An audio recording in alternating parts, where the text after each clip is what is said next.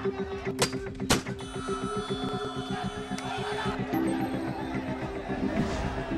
වන විට අප සතුව පෙට්‍රල් තිබෙන්නේ එක් දිනකට පමණයි.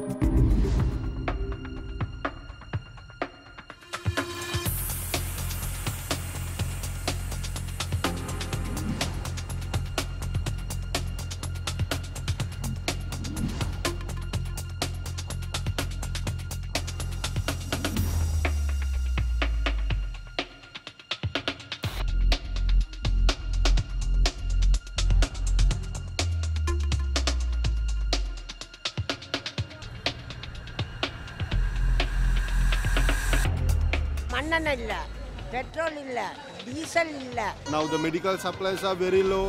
So we have become a beggars to the nation.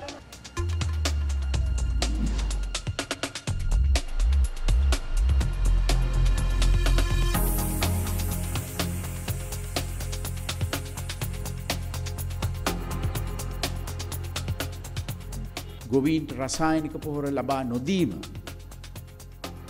මම හිතන්නේ වරදක් කියලා මම හිතනවා.